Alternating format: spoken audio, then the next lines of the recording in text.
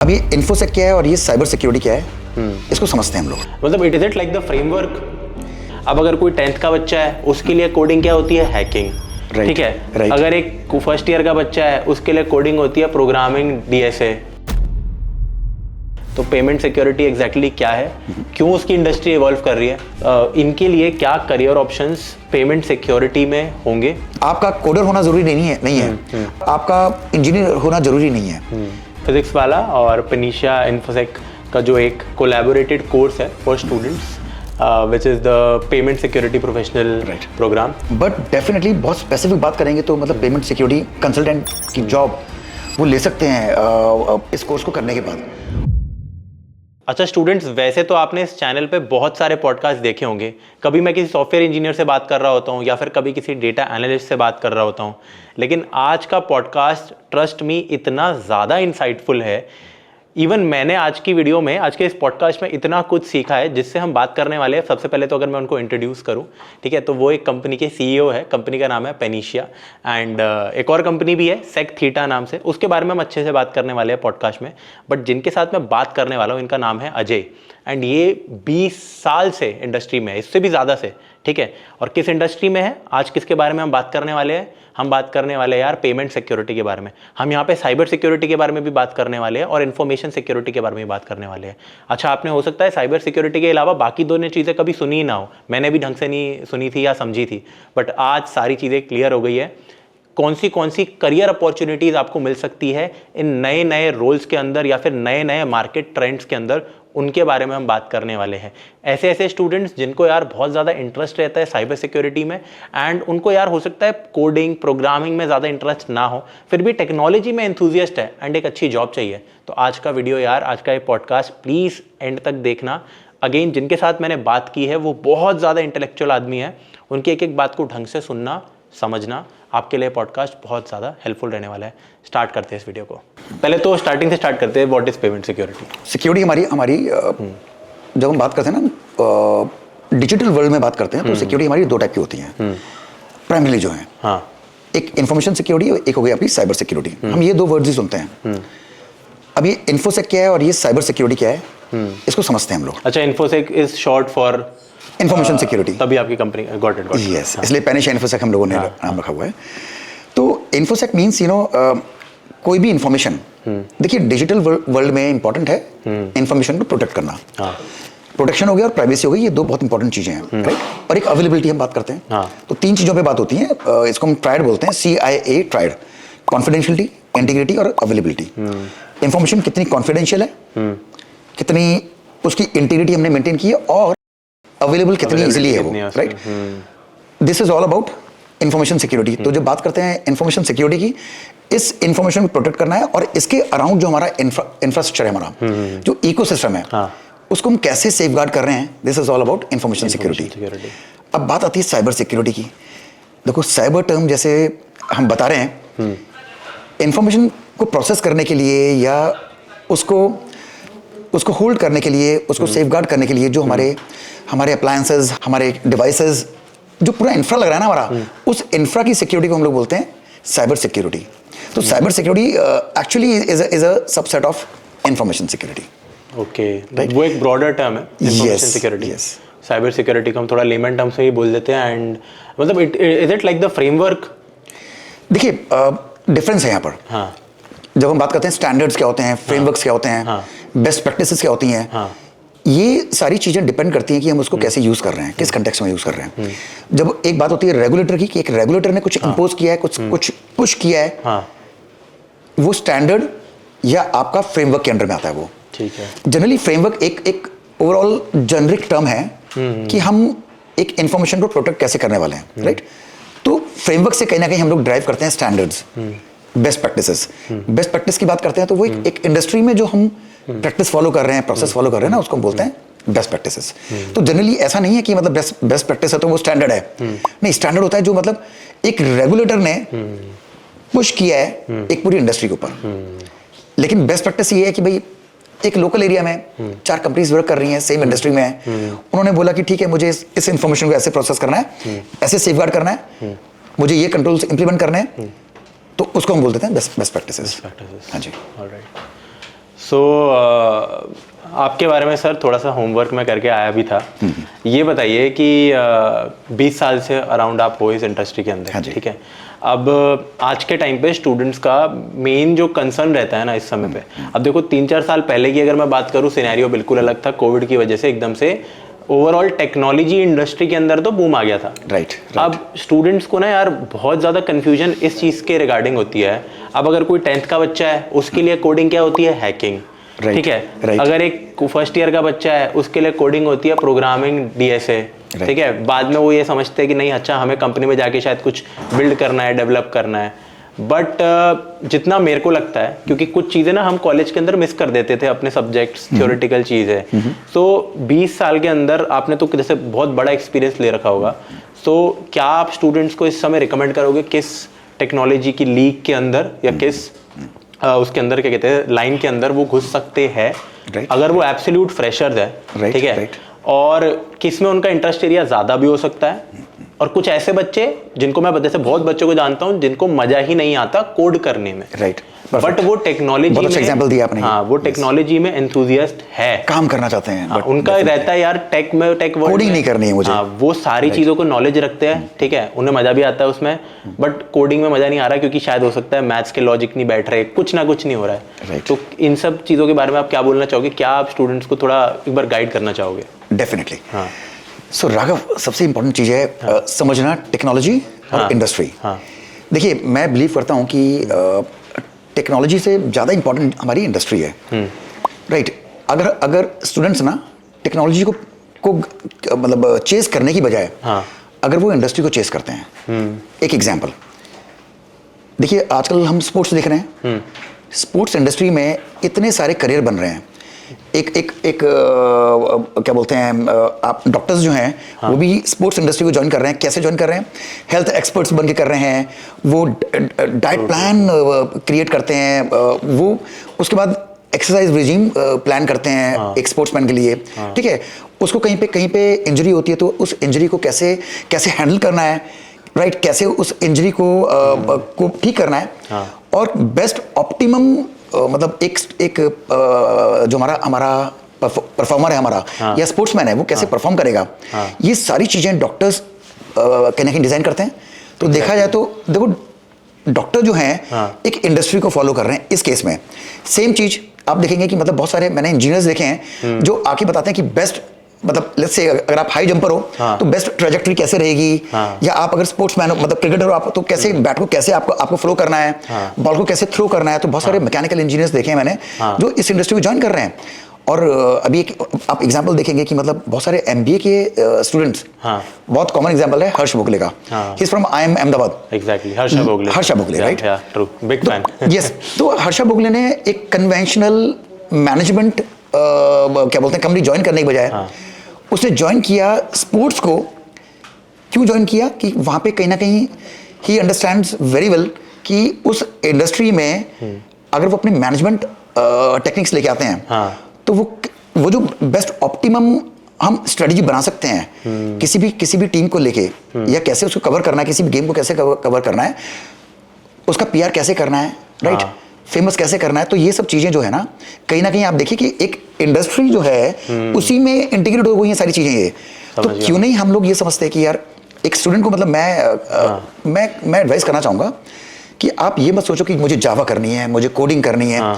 आप अपना इंटरेस्ट जो है ना उसको फॉलो करो, ठीक है।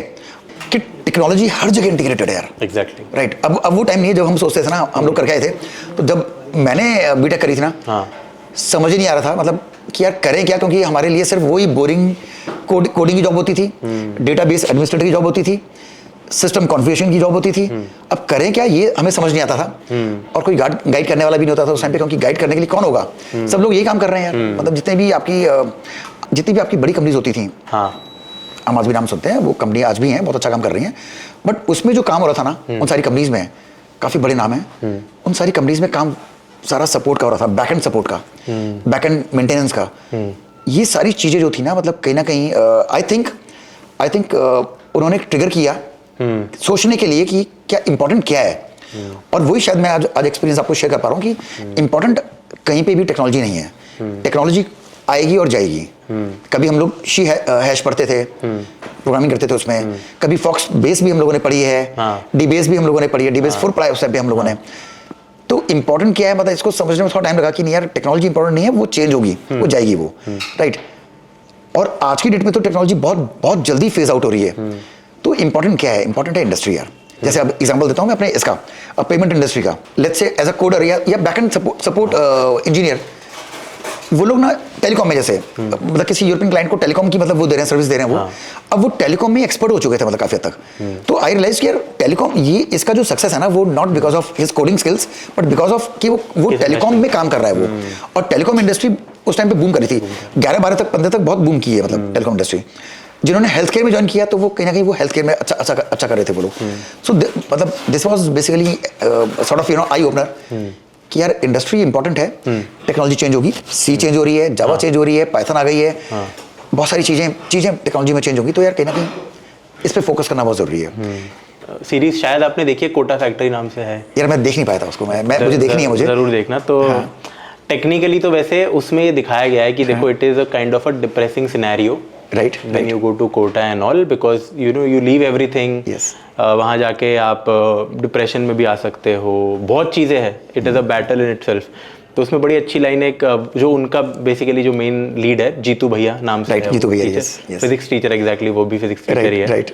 तो वो यही बताते हैं कि देखो वो तो चलो 11th-12th के स्टूडेंट्स को तो वी शुड मोटिवेट कि प्रिपेयर योर बेस्ट, राइट। तो यही कह रहे थे कि देखो अगर तुम्हारा नहीं होता, बस बता ही रहा हूँ मैं कि अगर नहीं होता तो 7 साल तुम्हारी जिंदगी की यही इसी में चले जाएंगे। 4 वो कि तुम किस कॉलेज में अब गए हो, उसके बाद 3 मोस्ट प्रोबेबली इसलिए कि हो सकता है शायद तुम्हारी ग्रोथ कहीं और जाके शायद ना हुई हो, तो वो 3 साल कवर अप करने में लग जाएंगे, उसके बाद शायद तुम्हारा कुछ अच्छा लगे। ये फैक्ट है, 7 साल तुम्हारे, ये बहुत फैक्ट है कि मतलब कहीं ना कहीं नींद में ना सपने में आज भी लगता है कि यार IIT में नहीं हुआ, क्योंकि ऐसा कुछ नहीं कि हमने अचीव नहीं किया, ऐसा कुछ है नहीं, हमने अचीव किया।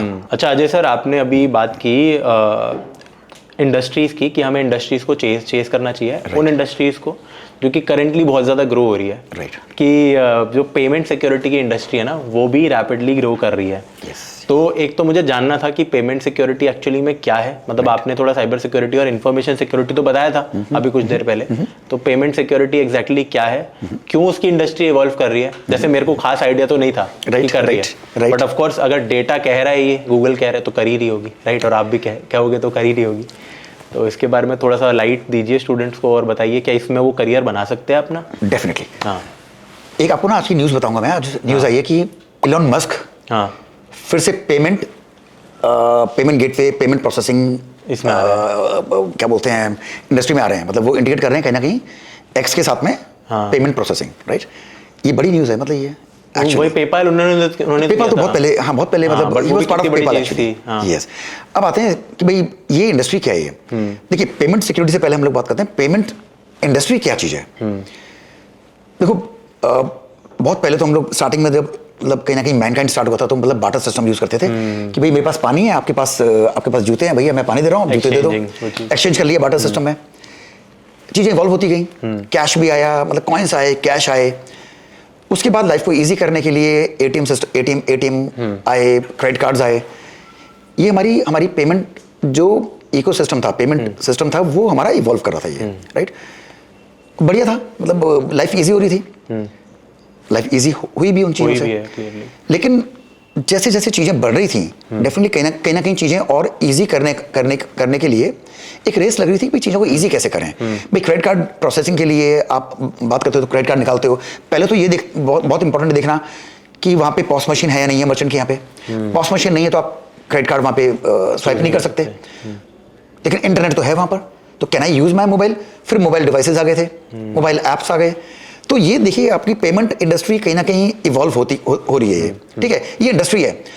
अब ये इवॉल्व हो रही है तो इसको सपोर्ट करने के लिए जो सपोर्टिंग इंफ्रा है, क्या वो सिक्योर है या नहीं है, इसको उसकी सिक्योरिटी देखने के लिए पेमेंट सिक्योरिटी इंडस्ट्री जो है वो, ये जो टर्म है ना, ये कॉइन हुआ, ये टर्म एक्चुअली निकल के आया कि ये पूरा इंफ्रा से लेके प्रोसेस जो हमारे हैं, ये सारी चीजें कितनी सेफ हैं, क्या वो राइट हैं, उनको लेके हम आगे बढ़ें या नहीं बढ़ें। अगर कोई चीज़ सिक्योर नहीं है, एक एग्जांपल देता हूं मैं कि देखिए बात हो रही है हमारी, जब बात होती है ना इसकी एसिमेट्रिक क्रिप्टो सिस्टम की हमारी बात होती है, राइट, पब्लिक की क्रिप्टो सिस्टम की। होता क्या है वैसे वो? क्रिप्टो सिस्टम हमारे दो टाइप के होते हैं, एक सिमेट्रिक क्रिप्टो सिस्टम और एक एसिमेट्रिक क्रिप्टो सिस्टम। सिमेट्रिक होते हैं जहाँ पे हमारी एनक्रिप्शन और डिक्रिप्शन की सेम होती हैं, जैसे AES हो गया या DDES हो गया, जहाँ पे हमने एक की को यूज करके डेटा को एनक्रिप्ट किया, उसी की से हम उसको डिक्रिप्ट करेंगे। ठीक है, ये ठीक है जब जहाँ पे मतलब बहुत इजी है चैनल कि मैंने आपको की शेयर कर दी और मैंने बोला कि आगे से हम दोनों इसी की से मतलब अपनी डेटा को शेयर करेंगे, किसी मीडियम पे यूज करते हैं। लेकिन अगर मैं आपके पास सामने नहीं हूँ, या मैं आपके साथ फिजिकली नहीं हूँ, या मैं आपको नहीं जानता हूँ, तो अब डेटा कैसे शेयर होगी? उस केस में डेफिनेटली कहीं ना कहीं एक ऐसा मैकेनिज्म होना चाहिए जो हमारी की को शेयर करे पहले तो इसके लिए कहीं ना कहीं आपका RSA जो थे, RSA लेके आए एसिमेट्रिक क्रिप्टो सिस्टम, इसको हम बोलते हैं RSA पब्लिक की क्रिप्टो सिस्टम, राइट, जहाँ पे आपकी एनक्रिप्शन कीज और डिक्रिप्शन कीज नॉट डिफरेंट होती हैं। तो मैं आपको एक की शेयर करता हूँ, आप उससे डेटा को या आप सिमेट्रिक की को एनक्रिप्ट करके मुझे भेजते हैं, मैं अपनी प्राइवेट की से उसको डिक्रिप्ट करता हूँ और उसके बाद मैं उस की को यूज करता हूँ डेटा को शेयर करने के लिए आपसे। आपकी की आपके पास भी, मेरे पास भी है सिमेट्रिक की। तो ये जो एसिमेट्रिक हमारा क्रिप्टो सिस्टम है, it's a mathematical based crypto system. अब आपने सुना होगा कि मतलब कहीं ना कहीं क्वांटम कंप्यूटिंग जो आ रही है, वो मैथमेटिकल बेस्ड क्रिप्टो सिस्टम्स को क्रैक कर देगी वो, राइट।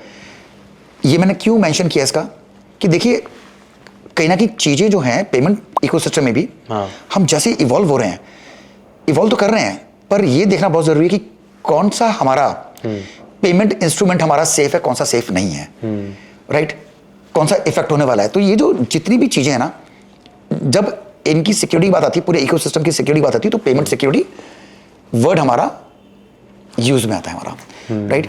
एक तो उसके सपोर्टिंग डिवाइसेस में बात होती है तो हमारी ऑब्वियस है। एग्जांपल देता हूं आपको मैं कि ये चैनल है क्या, ये इकोसिस्टम है क्या। मैं गया एक मर्चेंट के पास, merchant can be online merchant, can be brick and mortar merchant जो आपका होता है, नॉर्मल मर्चेंट जो है, वहां पे जाके मैंने पॉस मशीन पे मैंने कार्ड स्वाइप किया। अब मर्चेंट से डेटा जो है ना, वो उस मर्चेंट की बैंक के पास जाएगी ऑथराइज होने के लिए, वहां से वो जाएगी पेमेंट ब्रांड्स के पास, वीजा मास्टर कार्ड जो होते हैं, वहां से वो जाएगी कस्टमर के बैंक के पास। कस्टमर जिसने मतलब कार्ड दिया है, ये वो उसको ऑथराइज करेगा कि yes please provide this service, और जो प्रोडक्ट जो भी है इसको आप दे दो, मैं आपको पैसे पे कर दूंगा बाद में। देखिए कितनी एंटिटीज इस पूरे इकोसिस्टम में आ रही हैं। ये तो एंटिटीज हैं, इनके प्रोसेस भी हैं, और यहाँ पे कुछ डिवाइसेस भी यूज हो रही हैं हमारी, hardware device like firewall, routers, database systems, application servers, ये सब यूज हो रहे हैं हमारे। ये सारे आपके कितने प्रॉपर्ली कॉन्फ़िगर्ड हैं, प्रोसेस कितना प्रॉपर्ली फॉलो किया जा रहा है, ये सारे इकोसिस्टम को सेव करने के लिए एक पेमेंट सिक्योरिटी स्टैंडर्ड क्रिएट किया गया, जिसको आप सुनते हो PCI DSS। तो PCI DSS बेसिकली ये सब कुछ इस सारे इकोसिस्टम को गवर्न करने के लिए, इसको सिक्योर करने के लिए उसने एक स्टैंडर्ड निकाला, PCI DSS स्टैंडर्ड, और जो कंसोर्शियम है, जो रेगुलेटर है, वो है PCI SSC। तो ये सारा पेमेंट इकोसिस्टम है हमारा, payment security ecosystem. Payment data भी तो हमारी एक इंफॉर्मेशन सिक्योरिटी है ना, हमारी इंफॉर्मेशन है। तो जैसे हम इंफॉर्मेशन सिक्योरिटी की बात करते हैं, ऐसे हम पेमेंट सिक्योरिटी जो है ना, it's a part of information security, right, उसी से कनेक्टेड है। देखो तो सर मैंने जैसे समझा आपसे कि पेमेंट सिक्योरिटी क्या होती है, बहुत सारी ऐसी टर्म्स भी आपने बताई जो मुझे बिल्कुल नहीं पता थी, लेकिन मैंने ग्रास्प करने की कोशिश की, हमारे व्यूअर्स ने भी की होगी, राइट। एंड आई थिंक जितना मेरे को भी समझ आया कि देयर आर, जैसे कुछ चीज़ें तो मुझे पता थी कि हाँ बीच में वीजा एंड मास्टर कार्ड है between the two banks and all, viewers को भी पता होती है, बट अब इनको थोड़ा सा एक तो ज़्यादा एक वो चीज़ आ गई होगी कि हाँ काम हो सकता है बहुत सारी जगह, क्योंकि बहुत सारी चीज़ें हो रहा है इन्वॉल्व है, बैकएंड में बहुत सारे काम है। मैं अब ये चाहता हूँ कि मैंने पूछा भी था कि आप व्यूअर्स को देख के बताओ कि इनके लिए क्या करियर ऑप्शंस पेमेंट सिक्योरिटी में होंगे, क्योंकि जैसे कि अब आपने ये तो बताया कि ये वाली इंडस्ट्री रैपिडली करने वाली है ग्रो पक्का। स्टूडेंट्स कैसे स्टार्ट कर सकते हैं, आप अगर स्टूडेंट्स को एज अ टीचर अगर बताना चाहो तो क्या बोलोगे? सो राघव, जैसे बताया ना मैंने कि ये पूरा इकोसिस्टम है हमारे लिए एज अ यूजर, या किसी के लिए भी एज अ यूजर, उनको नहीं नजर आता कि पीछे बैकएंड में कितने लोग काम कर रहे हैं, कितने रोल्स काम कर रहे हैं, एक्चुअली कितनी टेक्नोलॉजीज काम कर रही हैं और कितने प्रोसेस काम कर रहे हैं। एक एग्जांपल, जब एक पेमेंट ऑथराइज होती है, किसी भी मर्चेंट पे एक पेमेंट ऑथराइज होती है ना, तो उस पेमेंट के पीछे हमारे काफ़ी सारे प्रोसेस हैं जो कि चलते हैं। फॉर एग्जांपल हम बात करते हैं कि भाई ऑथराइजेशन होती है पेमेंट की, रिकन्सिलेशन होती है, सेटलमेंट होती है, चार्ज बैक, फ्रॉड मैनेजमेंट, ये सारी चीज़ें मतलब हमारी कहीं ना कहीं बैकएंड में चल रही होती हैं, राइट। इन चीज़ों को मैनेज करने के लिए प्रोसेस होते हैं जिनको फॉलो करना पड़ता है, ISO स्टैंडर्ड्स होते हैं। तो यहाँ पे जो लोग काम करते हैं वो प्रोसेस फॉलो करते हैं, इन सारे पेमेंट प्रोसेस जो प्रोसेसेस हैं हमारे उनको कंप्लीट करने के लिए। उसके बाद एक सबसे इंपॉर्टेंट जो चीज़ है, जो बैकएंड टेक्नोलॉजी है, जो हम जनरली जिसको हम लोग नहीं समझते कि इतने कॉम्प्लेक्स बैकएंड टेक्नोलॉजीज चल रही होंगी। आप देखते हो कि एक ऐप चल रही है, ऐप तो मैनेज हो रही है और ऐप बनी भी है, उसको सिक्योर भी कर रहे हैं, लेकिन उस ऐप को सिक्योर करने के लिए पूरा इंफ्रास्ट्रक्चर सिक्योर किया जा रहा है। तो वहाँ पे कहीं ना कहीं नेटवर्क इंजीनियर्स, नेटवर्क कंपोनेंट्स लगे हुए हैं जिनको मैनेज कर रहे हैं, और उन नेटवर्क कंपोनेंट्स को सिक्योर करने के लिए, उनकी प्रॉपर कॉन्फ़िगरेशन करने के लिए आपके network analyst, network security analyst काम करते हैं, एप्लीकेशन सिक्योरिटी एनालिस्ट काम करते हैं, एप्लीकेशन सिक्योरिटी आर्किटेक्ट काम करते हैं, डेटाबेस एडमिनिस्ट्रेटर काम करते हैं, डेटाबेस को एसेस करने के लिए, उसकी वर्नेबिलिटी एसेस करने के लिए कहीं ना कहीं आपके सिक्योर डेटाबेस आर्किटेक्ट भी काम करते हैं, जो बताते हैं कि भाई डेटाबेस प्रॉपर्ली कॉन्फ़िगर्ड है या नहीं है। इसके बाद वो डेटा जो स्टोर्ड है हमारी, या तो डेटा स्टोर्ड होगी या प्रोसेस होगी या ट्रांसलेट होगी। जो डेटा स्टोर्ड है, प्रॉपर एन्क्रिप्शन स्टैंडर्ड्स हम लोगों ने फॉलो किए हैं, नहीं किए हैं, फिप्स के स्टैंडर्ड फॉलो किए हैं, निस्ट के स्टैंडर्ड फॉलो किए हैं।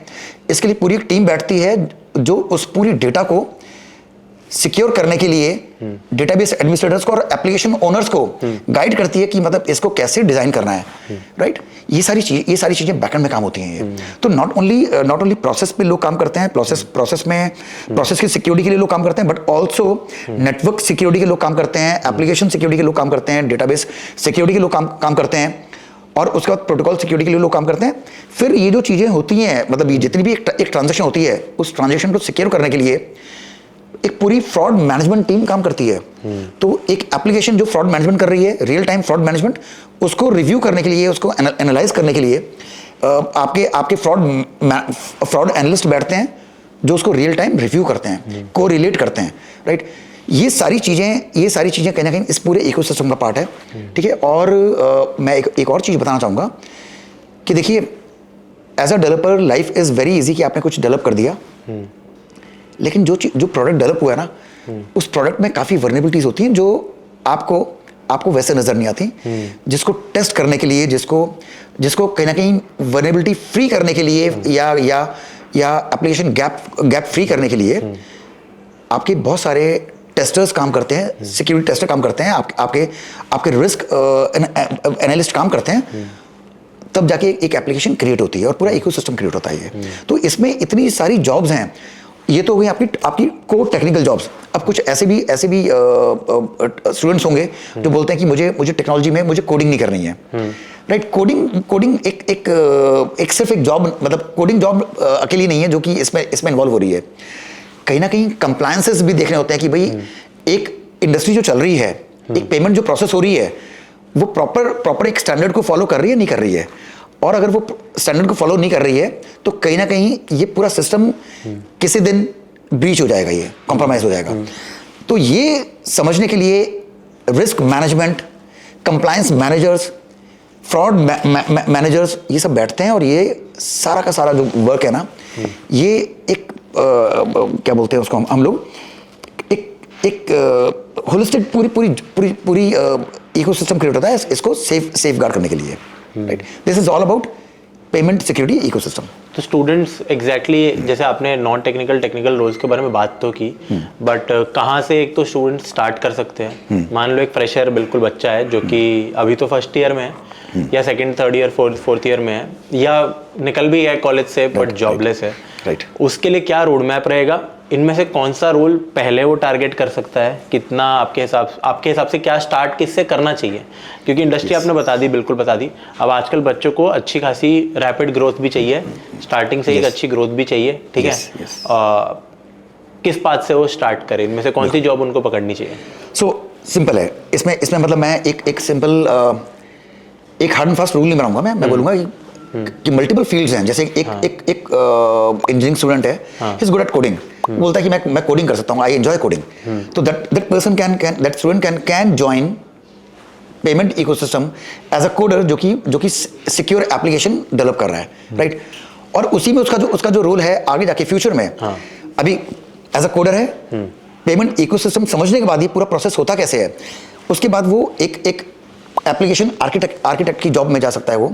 उसका फ्यूचर में मतलब वो जिसे बोलते हैं कि एक कंसल्टिंग जॉब, एक हाई एंड कंसल्टिंग जॉब, चाहे वो बैंक्स को मतलब कंसल्टिंग देने के लिए या किसी फिनटेक को कंसल्टिंग देने के लिए कि एप्लीकेशंस में क्या क्या चीज़ें होनी चाहिए, एप्लीकेशन कैसे वर्क करनी चाहिए, ये रोड मैप उसके लिए बनता है उसके लिए। अब बात आती है कि कोई बोलता है कि मुझे कोडिंग नहीं करनी है, तो जिसको कोडिंग नहीं करनी है और वो कोडिंग एंजॉय नहीं करता है, उसके लिए बहुत सिंपल रोड मैप है कि वो कंप्लायंस में जा सकता है, वो रिस्क मैनेजमेंट में जा सकता है। वो कंप्लायंस में जहाँ पे वो स्टैंडर्ड को समझेगा और उसके बाद वो चेक करेगा एज अ कंप्लायंस कंसल्टेंट या एज एन ऑडिटर कि एक प्रोसेस या एक टेक्नोलॉजी में हार्डनिंग के लिए या फिर उस पूरे क्या बोलते हैं ट्रांजेक्शन को सेव करने के लिए स्टैंडर्ड को फॉलो किया गया है नहीं किया गया है। तो उसमें जॉब इतनी टेक्निकल नहीं है, उसमें आपको सेट चीज़ें चेक करनी होती हैं और कुछ क्वेश्चंस करने होते हैं समझने के लिए कि प्रोसेस फॉलो हो रहे हैं या नहीं हो रहे हैं। क्या स्किल सेट चाहिए होता है उसके लिए? बहुत सिंपल है कि आप एक सिंपल साइंस ग्रेजुएट भी हो सकते हो, आप बीकॉम भी हो सकते हो, उसमें भी कोई प्रॉब्लम नहीं है, क्योंकि आगे के स्किल्स जैसे ये तो और बीटेक भी हो सकते हो। आगे के स्किल्स के लिए आपको डेफिनेटली आपको किसी भी कंप्लायंस कंपनी में, किसी भी ऑडिटिंग फर्म में ज्वाइन करना होगा एज अ कंप्लायंस एनालिस्ट या कंप्लायंस कंसल्टेंट या एसोसिएट कंसल्टेंट, और वहाँ पे शैडो करना पड़ेगा किसी ऑडिटर को या किसी कंसल्टेंट को 1 या 2 साल, क्योंकि प्रोसेस समझना बहुत ज़रूरी है। राइट, प्रोसेस समझना क्यों ज़रूरी, मैं क्यों बोल रहा हूँ, क्योंकि देखिए बैकएंड में बहुत सारी चीज़ें हैं जो टेक्नोलॉजी का पार्ट नहीं है, वो सिर्फ प्रोसेस का पार्ट है। आप उसको जब देखते हो, जैसे मैंने बोला आपको, जैसे पेमेंट जब प्रोसेस होती है तो not only authorization but also settlement, reconciliation, fraud management, chargeback, ऐसी काफ़ी सारी चीज़ें होती हैं। राइट, उसको वो सब समझना होता है, क्योंकि जब आप किसी भी क्लाइंट के यहाँ पे जाते हो ऑडिट करने के लिए या उसके इकोसिस्टम को एसेस करने के लिए, आप समझते हो कि ये सारी चीज़ें क्या अलाइन एक are these things aligned, are these processes aligned, ये समझना बहुत जरूरी होता है। तो ये इसके लिए टेक्नोलॉजी का बहुत बड़ा बैकग्राउंड होना बहुत ज़रूरी नहीं है, लेकिन इंपॉर्टेंट है कि आप राइट फ्रेम ऑफ माइंड के साथ में जाके ना इन चीज़ों को समझें कि ये कैसे अलाइंड है ये, और कैसे टेक्नोलॉजी इन पे रिलाई करती है पेमेंट को ऑथराइज करने के लिए। राइट, अच्छा, उसके बाद ये तो हो गया नॉन टेक्निकल जॉब्स। हम बात करते हैं कि अगर somebody is very much technical और वो AI/ML की बात कर रहा है, वो कि मुझे AI में जाना है मुझे, तो उसके लिए बहुत अच्छा रोड मैप है कि वो डेटा साइंस में काम करेगा, ज्वाइन करे डेटा साइंस में, इसी इंडस्ट्री में, वो समझे कि रियल टाइम फ्रॉड कैसे होते हैं। सर, इस इंडस्ट्री में डेटा साइंस का वैसे क्या रोल रहे? यस, मैं उसे बता रहा हूँ मैं राघव, कि देखिए उसको समझना होगा कि रियल टाइम फ्रॉड कैसे होते हैं और रियल टाइम फ्रॉड जो है ना उसको रोका कैसे जाए। तो एक बार आपको जब ये समझ में आता है कि भाई रियल टाइम फ्रॉड ऐसे होते हैं और उनको रोकने के लिए डेफिनेटली कहीं ना कहीं इस टाइप के रूल बेस्ड या इस टाइप के AI बेस्ड आप अप्रोच फॉलो कर सकते हो। तो AI इंजीनियर्स बन सकते हो आप, जो कि पार्ट होगा उस फ्रॉड मैनेजमेंट प्रोग्राम का, जो कि या तो सॉफ्टवेयर डेवलप कर रहे हैं या कहीं ना कहीं मतलब वो इंटेलिजेंस बिल्ड कर रहे हैं जो फ्रॉड मैनेजमेंट या फिर एंटी मनी लॉन्ड्रिंग हो गई, AML हो गया, या कहीं ना कहीं फॉरेंसिक्स, फ्यूचर में फॉरेंसिक्स के मतलब में आप जा सकते हो। तो AI/ML के जिसको इंटरेस्ट है AI/ML में या डेटा साइंस में, they can join basically anti fraud team, उसमें काम कर सकते हैं। तो मतलब ऐसा नहीं है कि सिर्फ टेक्निकल कोडर्स ही काम कर सकते हैं, नॉन कोडर्स भी, AI/ML टीम भी उसमें काम कर सकती है उसमें। But they need to have the AI/ML skills as well for this role. लेकिन बाकियों के लिए जरूरी नहीं है, बाकियों को तो सिर्फ प्रोसेस समझना है और कनेक्टेड जो हमारी टेक्नोलॉजी वो समझनी है हमें। राइट चीज चूज करनी है, सबसे इंपॉर्टेंट तो ये है, and then whatever you do you will grow. और उसके बाद इंडस्ट्री, आप कहते नहीं है कि मतलब यार आपने अपना इंटरेस्ट फॉलो किया, आप इंडस्ट्री में गए, उसके बाद एक है ना शाहरुख खान का मतलब एक बड़ा कॉमन डायलॉग है कि यार मतलब जब आपको इंटरेस्ट है तो मतलब उसके बाद तो यार कायनात लग जाती है आपको, मतलब वो इंटरेस्ट पूरा करने में। मतलब मैं समझ गया, डायलॉग तो अलग था लेकिन जो आपका वो था। yes. तो घुस गए जब इंडस्ट्री में तो आपको फिर समझ में आएगा कि कितनी बड़ी इंडस्ट्री है ये, बैकएंड में कितना कुछ चल रहा है। राइट, और पेमेंट इकोसिस्टम कैसे इवॉल्व हो रहा है। अब फ्यूचर में पेमेंट इकोसिस्टम कहाँ जाएगा। देखो हम बात कर रहे थे अभी कि कार्ड यूज होते हैं, वेरिएबल्स यूज होंगे, अभी फ्यूचर बायोमेट्रिक का है, biometric based payment processing system आने वाले हैं। सर वो अभी नहीं हो सकता वैसे, मेरे को जस्ट एक डाउट था वैसे, जैसे फॉर एग्जांपल टेक्निकली अभी मैं UPI से कुछ भी पेमेंट करता हूँ, राइट, तो वो भी तो मेरा फेस आईडी या फिर टच आईडी ही तो इनकॉर्पोरेट करता है। यस कर रहा है। तो आगे ऐसा क्या हम एक्स्ट्रा कर सकते हैं यूपीआई से एडवांस्ड? आप मतलब ये तो मेरा बस एक curiosity, just out of curiosity question है। अभी एक बहुत अच्छा मतलब हमारे पास एक कंपनी को देखा है, मतलब मेरे कलीग ने, उसने मुझे बताया कि ये जो कंपनी है ना, ये कंपनी क्या क्या क्या करते हैं, ये कंपनी ने एक वेरिएबल रेडी किया है, और वो वेरिएबल जब आप एक पर्टिकुलर हैंड जेस्चर क्रिएट करते हो ना, वो पेमेंट को प्रोसेस करती है। वो आपने अगर वो वेरिएबल पहना हुआ है तो मतलब ऐसा नहीं कि कोई भी आपके पास पॉस मशीन लेके आएगा या कोई भी क्या बोलते हैं NFL बेस्ड डिवाइस लेके आएगा और वो मतलब उसको प्रोसेस कर देगी, NFC बेस्ड डिवाइस लेके आएगा और उसको प्रोसेस कर देगी। ऐसा नहीं है, आपको एक पर्टिकुलर जेस्चर करना पड़ेगा, वो सर्किट पूरा होगा और वो डिवाइस एक्टिवेट होगा, वो जो आपने वेयर किया हुआ है। तो कहीं ना कहीं ये चीज़ें इवॉल्व हो रही हैं। सर ये बताइए कि अब आपके पास जितनी आपने मेरे को जानकारी दी, हमारे व्यूअर्स को जानकारी दी, मैं अब जानना चाहता हूँ आपकी कंपनी के बारे में थोड़ा सा, पेनिशिया के बारे में, एंड सेक्थीटा के बारे में भी बात करेंगे। एक बड़ा इंटरेस्टिंग सा नाम है वो भी। तो पेनिशिया इन्फोसेक के बारे में थोड़ा बताइए। Actually Ajay sir is the founder and CEO of that company. So उस कंपनी में आप क्या करते हो, एंड एग्जैक्टली जो कुछ ऐसा काम भी है जिससे स्टूडेंट्स की हेल्प हो सकती है, राइट? उसके बारे में थोड़ा सा बताइए। मतलब I am really interested in knowing कि what your company exactly does. Definitely. So primarily हम लोग इंफॉर्मेशन सिक्योरिटी कंपनी है, जैसे बाकी कंपनीज होती हैं, है ना। आई वुड नॉट से कि मतलब हमने बहुत झंडे गाड़े हैं, ऐसा नहीं है। हमने काम बहुत अच्छा किया है, लेकिन जो अच्छी कंपनीज हैं वैसी हमारी भी एक कंपनी है, इंफॉर्मेशन सिक्योरिटी कंपनी। हम लोग ऑडिट्स करते हैं और एडवाइस करते हैं कंपनीज को, तो ऑडिटिंग एंड एडवाइजिंग फर्म है हमारी। लेकिन हमारी जो एक्सपर्टीज है वो है पेमेंट सिक्योरिटी सर्विसेज में, खासकर आपको जो पेमेंट इकोसिस्टम है आपका, उसको कैसे सिक्योर करना है, right. So we are part of PCI SSC जो कंसोर्शियम है बेसिकली, उसने हमें एक्रेडिट किया है एक्चुअली ऑडिट करने के लिए और एडवाइस करने के लिए जो कंपनीज क्रेडिट कार्ड डेटा या डेबिट कार्ड डेटा को प्रोसेस करते हैं, स्टोर करते हैं या फिर ट्रांसमिट करते हैं। ये 3 चीज़ें इंपॉर्टेंट है। तो हमारा जो प्राइमरी वर्क है आज की डेट में वो पेमेंट इकोसिस्टम को सेव करने का है। किन के साथ आपका कोलैबोरेशन? तो मतलब कहीं ना कहीं PCI SSC का तो पार्ट है हम लोग, and we are sitting at PCI SSC जो अमेरिका में है, ये कंसोर्शियम बेसिकली। इसके गियर कमेटी में हम लोग बैठे हैं। उसका मतलब है कि हम लोग रिप्रेजेंट करते हैं इंडियन सब कॉन्टिनेंट की जो कंपनीज हैं और जो पेमेंट प्रोसेसिंग जो एंटिटीज हैं उनको रिप्रेजेंट करते हैं एज अ पार्ट ऑफ 33 जो वर्ल्ड की जो कंपनीज हैं। गियर कमेटी में सिर्फ 33 कंपनीज का बैठी है, एक कंपनी हमारी है। और हम लोग ये जो मेंबरशिप है ये मतलब बहुत क्लियरली इन्विटेशन बेस्ड मेंबरशिप है ये, आप पैसे देके नहीं ले सकते हो। तो वो 33 वर्ल्ड की टॉप 33 कंपनीज में से, मैं टॉप जब बोलूंगा तो रेवेन्यू की टर्म्स में नहीं बोल रहा हूं मैं, इम्पैक्ट के वे में बोलूंगा, या फिर हमारा जो कंट्रीब्यूशन रहा है हमारी इंडस्ट्री में। तो 33 कंपनीज में हम लोग बैठे हैं। 2 साल की टर्म होती है। तो 18 से 20 का जो टर्म था वो पहला टर्म था जो क्रिएट किया था, उसमें 18 कंपनीज थी। उसके बाद उन्होंने जो सेकंड टर्म क्रिएट किया उसमें हम लोग बहुत नए थे, तो हम लोग पार्ट नहीं थे। 20 से 22 का जो टर्म था उसमें हम लोग गियर कमेटी का पार्ट थे। उस टाइम सिर्फ 18 कंपनीज थी।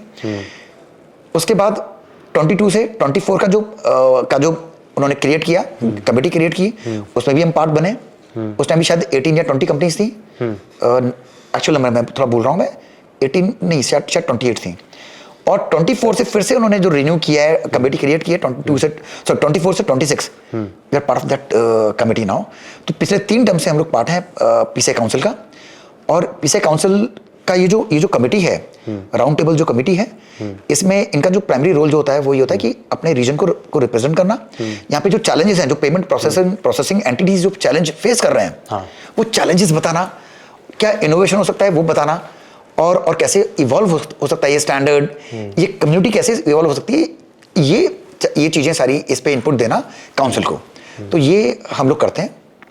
We are also part of certain Indian government का जो मतलब सर्टेन जो एंटिटी है जो देखती है, जो पूरा फोर्स ही करती है और इम्प्लीमेंट करती है सारे बेस्ट प्रैक्टिसेस, सारे standards related to information security और ऑडिट्स। उसमें हम उसमें इम्पैनल्ड हैं as an auditor, security auditors. We are also, हम लोग स्विफ्ट की भी CSP मतलब ऑडिटर्स हैं। ये हमारा प्राइमरी काम है हमारा ये। अब definitely as a part of our job हम करते क्या है ये भी मैं आपको बताता हूँ। हम लोग जो बैंक्स हैं, बैंक्स कोई भी बैंक हो सकता है, प्राइवेट बैंक या government sector bank, payment processors जैसे कि आपकी पेयू, पेटीएम, रेजर पे, भारत पे, ठीक है, मोबीक्विक, ठीक है, ये पेमेंट प्रोसेसर्स हैं। उसके बाद मर्चेंट्स हो गए आपके Domino's, Pizza Hut, KFC, Taco Bell, Dream 11, right. उसके बाद आपके वॉलेट कंपनीज हो गई, आपके थर्ड पार्टी सर्विस प्रोवाइडर्स हो गए जो कि सर्विस प्रोवाइड करते हैं इन एंटिटीज को। हम लोग इनको ऑडिट करते हैं क्योंकि ये सारी कंपनीज पार्ट हैं पेमेंट इकोसिस्टम का। और काफी ज्यादा यहाँ पे काफी सारे होती है ये जो मैं नाम लिए कहीं ना कहीं सारी हमारे क्लाइंट्स हैं, हमारे ये क्लाइंट हैं या थे क्लाइंट्स हमारे, राइट। और उसके बाद नॉट ओनली दिस, ऐसी कंपनीज जो कि आपकी BPOs हैं, जिनके यहाँ पे आउटसोर्स किया हुआ काम यूरोपियन या फिर अमेरिकन कंपनीज ने, और इनके यहाँ पे उनके एंड यूजर से उनकी पेमेंट ट्रांजैक्शन डेटा आती है, उनका भी ऑडिट करते हैं। तो company such as SCL, Wipro, TCS, Genpact, Tech Mahindra, Everise, Startek, इन सारी कंपनीज को हम लोग ऑडिट करते हैं मल्टीपल कंट्रीज में जाके कि इनके यहाँ पे जो प्रैक्टिस फॉलो हो रही है पेमेंट ट्रांजैक्शन प्रोसेस करने के लिए वो सिक्योर है या नहीं सिक्योर है, ये हम सारा कुछ हम लोग ऑडिट करते हैं। So we have clients in almost 50+ countries. ये तो सर काफी ज्यादा क्रिटिकल काम हो गया आपका। बहुत क्रिटिकल काम है यार ये। और सरप्राइज ये कि मतलब इसके बारे में काम है but it is very critical यार। इसके बारे में स्टूडेंट्स को पता ही नहीं है, इसके बारे में एंटिटीज को, कंपनीज को पता ही नहीं है, कॉलेजेस को पता ही नहीं है, हमें जाके बताना पड़ता है। तो मतलब सर ऐसा भी तो होता होगा कि कुछ कंपनीज आपको तब रीच आउट करती होगी फॉर ऑडिटिंग जब उनके साथ कुछ घटना घटी हो, या उनको रिकमेंड आई है, कंप्लायंस रिकमेंड आई है। एक एग्जांपल देता हूँ, जैसे एक कंपनी है जो कि जिसको वॉलेट बनना है, वॉलेट कंपनी बनना है या पेमेंट गेटवे बनना है, और पेमेंट गेटवे कंपनी को डेफिनेटली RBI बोलेगी कि आप पहले PCI DSS स्टैंडर्ड के अगेंस्ट कंप्लायंट हो क्या हो, या PCI DSS कंप्लायंस सर्टिफिकेट लेके आओ। तो वो कंपनी सर्च करती है कि भाई कौन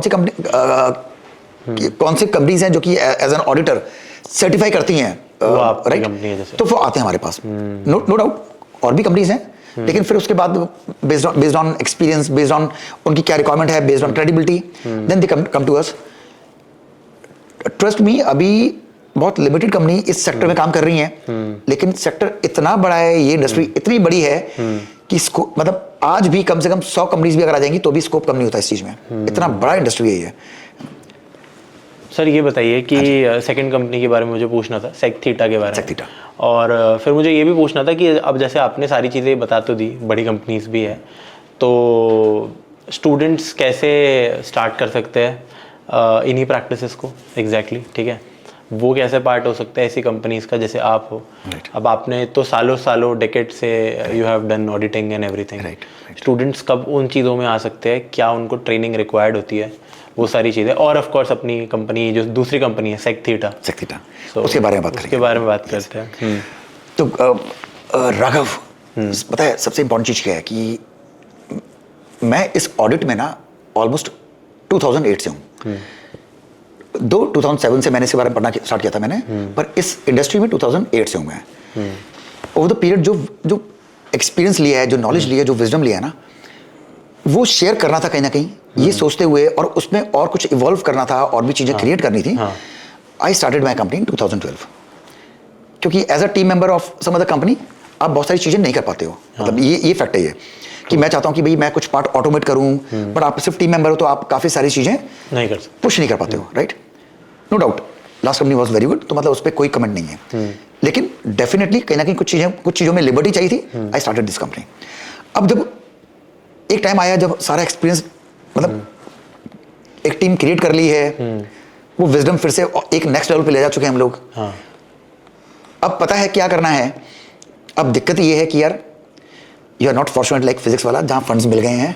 अब आपको कहीं ना कहीं वो विजडम आगे तो लेके जाना है। तो आगे लेके जाने के लिए एक सिंपल तरीका है कि यार एक आपका क्या बोलते हैं अवेयरनेस आर्म, या फिर कहीं ना कहीं एजुकेशनल आर्म क्रिएट की जाए, राइट, जो इस पे कुछ एजुकेशन, कुछ अवेयरनेस करनी स्टार्ट करे। तो हमने फिर सेक्थीटा को स्टार्ट किया हम लोगों ने कि एक बनाते हैं हम अपनी अपनी एजुकेशन आर्म और एक रखते हैं अपनी कंसल्टिंग आर्म। तो Sectheta is nothing but part of this company. इसके जरिए जो भी हम एक अवेयरनेस क्रिएट करेंगे या जो भी एक स्किल क्रिएट करेंगे, राइट, उस स्किल को अपने आप ही एब्जॉर्व करेंगे और उसको definitely we are very open कि आप जाइए, आप इंडस्ट्री में इतनी डर्थ है, इतना गैप है, आप जाइए उसको ज्वाइन कीजिए। ये कहीं ना कहीं हमारा जो दुख दर्द है हमारा वो नजर आया कुछ फिजिक्स वालों को, और उन्होंने हमें बुलाया कि भाई we are ready to work with you, है ना, इसमें हम आपका पार्ट बन सकते हैं, मतलब you can be part of our program. Basically हम लोग काफी कुछ दे रहे हैं as a part of physics वाला skill this thing. I may be wrong कि स्किल के अंडर में कर रहे हैं या किसके अंडर में कर रहे हैं, बट डेफिनेटली कहीं ना कहीं जब हमने ये कोलैबोरेशन किया, हमने मास्टर क्लासेस ली हमने, तो अब स्टूडेंट्स को पता चलना स्टार्ट हुआ कि इसके अंडर में तो काफी चीजें हैं। ऑब्जेक्टिव एक ही है, अवेयरनेस, उसके बाद स्किल क्रिएशन, मतलब ये ऑब्जेक्टिव है। It can be Sektita works on upskilling students. Yes. Basically in this field, payment security की field में. Yes. And अगर बिल्कुल कोई स्क्रैच से स्टूडेंट आ रहा है जिससे नहीं आइडिया है, वो भी सीख सकता है. Yes, actually ऑब्जेक्टिव यही है. एक basic understanding, not payment industry की, बट बेसिक अंडरस्टैंडिंग टेक्नोलॉजी की. हाँ. उसके बाद जैसे मैंने बोला ना आपसे पहले स्टार्टिंग में राघव, कि बीकॉम का स्टूडेंट भी पढ़ सकता है. हाँ. क्योंकि देखो फील्ड्स काफी सारी हैं, तो प्योर कंप्लायंस में एक बीकॉम का स्टूडेंट भी जा सकता है. मेरे इतने सारे कलीग्स जो थे ना, जो इस कंप्लायंस में थे, पीसीआईडीएस कंप्लायंस में, वो बीकॉम बैकग्राउंड से भी थे और बहुत अच्छे ऑडिटर्स थे. क्योंकि उसमें टेक्नोलॉजी, देखो जब हम एसेस करते हैं किसी भी एंटिटी को ना, तो प्रोसेस को ऑडिट करने के लिए तो डेफिनेटली एक ऑडिटर चाहिए, बट सपोर्ट करने के लिए उसके पास काफी सारे टीम मेंबर्स हैं एज कंसल्टेंट जो कि उसको सपोर्ट करते हैं उसको. तो एक बीकॉम का स्टूडेंट भी कर सकता है, बी का स्टूडेंट भी कर सकता है, विद थोड़ी सी अंडरस्टैंडिंग तो चाहिए टेक्नोलॉजी की. ऐसा नहीं कि बिल्कुल ही अंडरस्टैंडिंग नहीं हो, क्योंकि डे एंड पे तो आपको बैंकिंग सेक्टर या आपको पेमेंट सेक्टर में जब बात करनी है तो टेक्नोलॉजी, देखो everything is now relying on technology, और फ्यूचर में भी टेक्नोलॉजी आएगी, तो थोड़ा बहुत अंडरस्टैंडिंग चाहिए. Otherwise no prior expertise in technology is required. आपका कोडर होना जरूरी नहीं है. आपका इंजीनियर होना जरूरी नहीं है, राइट. सिविल इंजीनियर भी काम कर सकता है, एक इलेक्ट्रिकल इंजीनियरिंग भी काम. मैं समझ गया, मतलब बेसिक जिसको थोड़ी बहुत भी अगर नॉलेज है और इंटरेस्ट है तो ही और शी. तो अजय सर, अब बात करते हैं फिजिक्स वाला और पनीशिया इन्फोसेक का जो एक कोलैबोरेटेड कोर्स है for students, which is the payment security professional program, right, which is certified as well. So उसके बारे में थोड़ी सी बात करो स्टूडेंट्स के लिए. एंड मैं खुद जानना चाहता हूँ कि स्टूडेंट पर्सपेक्टिव से जो ये प्रोग्राम है वो उनके लिए कैसे हेल्पफुल हो सकता है, ठीक है, और क्या क्या करियर अपॉर्चुनिटीज़ वो इसमें से ग्रैब कर सकते हैं. ऑल्सो वो कैसे ज्वाइन कर सकते हैं इस प्रोग्राम को, क्योंकि ये प्रोग्राम यार सबके लिए तो नहीं है, राइट. सो क्या कंडीशंस हैं वो उनके बारे में थोड़ा बताइए. डेफिनेटली. सो राघव, ये जो कोर्स है ना, ये है, इसको हमने नेम दिया है CPSP, और ये फिजिक्स वाला स्किल्स और पेनिशिया इन्फोसेक के अंडर में चल रहा है. पेनिशिया इन्फोसेक की एक एजुकेशन आर्म है सेक्थीटा, तो इनके कोलैबोरेशन से हम लोगों ने लॉन्च किया है. ये टारगेट करता है, जो हम बात कर रहे थे कि पेमेंट सिक्योरिटी में इतनी स्किल की आज की डेट में गैप है, उस गैप को फुलफिल करने के लिए ये कोर्स डिज़ाइन किया गया है. ये पहला जो बैच है उसको हमने डिवाइड किया है 8 मॉड्यूल्स में. 8 मॉड्यूल्स में से हमारे जो 7 मॉड्यूल्स हैं वो हमारा एकेडमिक्स है सारा, और जो 8th मॉड्यूल है वो हमारा ऑन जॉब ट्रेनिंग होगी. वो पेनिशिया इन्फोसेक में ट्रेनिंग होगी वो, तो स्टूडेंट्स वहाँ जाके ट्रेन होंगे प्रॉपर. बट कुछ कंडीशंस हैं. पहले तो इसमें स्टूडेंट्स को एनरोल करने के लिए हम एक बेसिक एग्जाम लेंगे बेस्ड ऑन सम क्राइटेरिया कि भाई स्टूडेंट्स मतलब कितने फुलफिल कर पाते हैं उसको. दो, जैसे कि हम पहले भी बात कर चुके हैं कि इस कोर्स के लिए आपको बहुत टेक्निकल होने की जरूरत नहीं है, बट एटलीस्ट कुछ अंडरस्टैंडिंग चाहिए हमें टेक्नोलॉजी की, वो हम समझेंगे वो. तो उसके बेसिस पे स्टूडेंट्स को हम लोग एनरोल करेंगे. That is the screening round. Yes. और ऑन जॉब ट्रेनिंग के लिए जो 8th सेमेस्टर में होगा पेनिशिया इन्फोसेक के कंपनी में होगा, उससे पहले हम एक एग्जाम लेंगे स्टूडेंट्स का. जो स्टूडेंट्स उस एग्जाम को क्लियर करेंगे और क्वालिफाइंग मार्क्स लेंगे, उनको हम एनरोल करेंगे. ये सारा पार्ट है हमारा बेसिकली इस पूरे कोर्स का. एंड इस कोर्स को ख़त्म करने के बाद अगर स्टूडेंट्स क्वालिफाई भी कर पाते हैं, ट्रेनिंग भी आपके यहाँ अच्छे से करते हैं, तो what are the career opportunities that they can get, apart from the fact कि वो ऑलरेडी एक ऑफिस लोकेशन में जाके काफ़ी कुछ सीख जाएंगे, आई फील. बट बाद की क्या करियर अपॉर्चुनिटीज़ मिलेगी उन्हें? देखिए, now depending on their interest and their expertise, जैसे हमने बोला कि they can start their career as security consultant, security analyst, right? ये तो नॉर्मल है ये तो, बट डेफिनेटली बहुत स्पेसिफिक बात करेंगे तो मतलब पेमेंट सिक्योरिटी कंसल्टेंट की जॉब वो ले सकते हैं इस कोर्स को करने के बाद, और डेफिनेटली ऑन जॉब ट्रेनिंग जो होगी वो बहुत हेल्प करेगी उनको अंडरस्टैंड करने में कहीं ना कहीं कि पेमेंट वर्टिकल कैसे वर्क करता है। तो ये जॉब्स तो हैं साथ में, अगर if somebody is very very technical, he can work with any company like Paytm, PayU, Razorpay, BharatPe जैसी कंपनीज के साथ में he can go and join that company, और उनके जो नए पेमेंट इंस्ट्रूमेंट्स जो बन रहे हैं, डिजाइन हो रहे हैं, उसमें that candidate can act as a coder और as a security architect, right, और सिक्योरिटी स्पेशलिस्ट, तो उनमें ज्वाइन कर सकते हैं वो लोग। सो ये basically certification will help them in terms of, एक तो in their resume specifically. Definitely क्योंकि कहीं ना कहीं पेटीएम और पेयू जैसी कंपनीज को, जो पाइन लैब्स हो गया, they look for people like people with this type of skills कहीं पे, क्योंकि उनके लिए भी बड़ा चैलेंज होता है। They are totally working into payment, find the right talent as well. Yes, तो एक कोडर तो है, पर कोडर को राइट अंडरस्टैंडिंग नहीं है पेमेंट वर्टिकल की। तो क्योंकि चैलेंज क्या है ना, लेट्स से एग्जांपल देता हूं मैं आपको, एक कोडर है और उसने एक एप्लीकेशन डिजाइन करनी, एप्लीकेशन पे वर्क करना है उसने, उसको नहीं पता कि कितनी क्रिटिकल इंफॉर्मेशन ये है जो आ रही है, वो कितनी क्रिटिकल है, वो उसमें भी क्रिटिकल पार्ट और क्या क्या है, राइट? तो क्रिटिकल पार्ट को कैसे सेफगार्ड करना है, कैसे सिक्योर करना है, उसकी प्राइवेसी इश्यूज क्या क्या हैं, जब वो पता ही नहीं होगा तो वो पहले तो कहीं ना कहीं बोलते नहीं हम लोग, एक हम बात भी करते हैं जब किसी कंपनी में फ्रेशर को लिया जाता है कि भाई पहले 4-5 महीने हनीमून पीरियड होता है उसका, राइट? हनीमून पीरियड में मतलब जो स्टूडेंट है ना वो लर्न करता है अबाउट कि कंपनी के एथिक्स के बारे में, कल्चर के बारे में, टेक्नोलॉजी क्या है उसके बारे में, राइट, और बिजनेस प्रोसेस क्या है।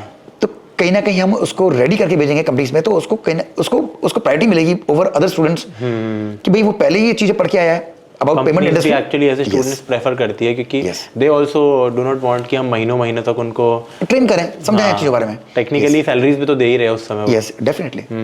तो ये तो सर काफ़ी अच्छी बात है कि स्टूडेंट्स को एक तो सर्टिफिकेशन मिलेगा, तो एक ऑथेंटिसिटी मिल जाएगी किसी भी कंपनी में जाने की। एडिशनली ये बताइए कि आप अपने एंड से स्टूडेंट्स के लिए कुछ और एक्स्ट्रा इसमें कर सकते हो? डेफिनेटली। जहाँ तक बात आती है कि मैंने पहले बोला कि हम लोगों के यहाँ पे इतना गैप है राइट कैंडिडेट्स का, तो काफ़ी सारे कैंडिडेट्स हमारे यहाँ भी ऑब्जर्व होंगे, और हमारे यहाँ ऑब्जर्व होने के अलावा इतनी सारी कंपनीज जो हमारे क्लाइंट्स हैं, they always look for this type of candidates. Her company से जो भी कंपनी में हम लोग ऑडिट करते हैं, जनरली दे आस्क फॉर कि यार आपके पास कुछ ऑलरेडी मतलब कुछ टीम मेंबर्स हैं जो मतलब हमें इसमें हेल्प कर सकें फुल टाइम। हमें बोलना पड़ता है कि फुल टाइम टीम मेंबर्स नहीं है, प्लीज आप हमारे जो एग्जिस्टिंग कंसल्टिंग टीम है उसका हेल्प ले सकते हो, लेकिन they look for full time candidates जो उनके वहां जाके वर्क कर सकें। 2 से लेके कुछ कंपनीज तो ऐसी भी हैं जो कहते हैं कि भाई 7-8 टीम मेंबर्स मिल सकते हैं क्या हमें। तो ये डर तो इंडस्ट्री में है। तो अपार्ट फ्रॉम आर कंपनी जहाँ पे हम लोग प्लेस करने वाले हैं काफी बड़ा चंक एक्चुअली इन कैंडिडेट्स का, उसके अलावा कुछ और कंपनीज हैं हमारे क्लाइंट्स हैं, और कुछ कॉम्पिटिटर्स भी हैं जो एब्जॉर्व करेंगे डेफिनेटली। तो basically what sir is trying to say is PPO and referral, ठीक है, in short term. When he says कि एब्जॉर्ब होंगे स्टूडेंट्स हमारे पेनिशिया कंपनी में ही, तो उसका मीनिंग यही है कि जितने भी स्टूडेंट्स हैं जो कि इस प्रोग्राम में एनरोल हो रहे हैं एंड ऑब्वियसली बहुत अच्छा परफॉर्म कर रहे हैं, वहाँ जाके काम कर रहे हैं, हेल्पफुल हो रहे हैं ऑर्गेनाइजेशन के लिए भी, तो they will identify the right talents and जो इनकी रिक्वायरमेंट्स होगी उस हिसाब से they will also onboard some of the candidates, majority of the candidates definitely. And because इनकी जो बेसिकली पहुंच है, रीच है, जैसे कि हमने पहले भी बात की थी, इतनी सारी कंपनीज में ऑडिट कर रखा है, they also look for various candidates and now you can directly refer these students to. Yes, definitely, that is very nice. So काफ़ी बच्चों को जॉब का लगा रहता है, लगती नहीं है ये वो। तो सो सर इतना सारा हमने डिस्कशन किया, मैंने खुद बहुत मतलब पर्सनली आज काफ़ी सारी चीज़ें सीखी है।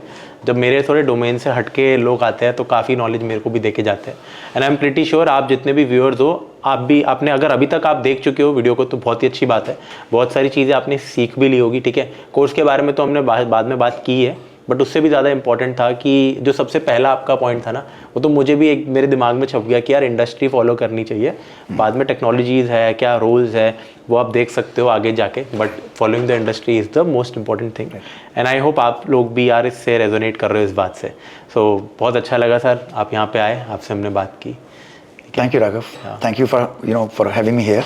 Sure, sir. और Pleasure. I'm so it's my pleasure। देखिए कि यहाँ पर इतना यंग टीम मेंबर्स एक्चुअली काम कर रहे हैं यहाँ पर आपके ऑफिस में, और मतलब इतना कुछ हो रहा है यहाँ पर, right. So my I think I'm privileged। Thank you sir. So students, इस वीडियो के लिए इतना ही था। इस वीडियो को यहीं पे हम ख़त्म करते हैं। एंड जितने भी आपके क्वेश्चंस होंगे, हम वैसे एक और सेपरेट वीडियो भी बनाने वाले हैं अबाउट एवरीथिंग। सो आप कमेंट करके पूछ सकते हो आपके कोई भी अगर डाउट्स है तो।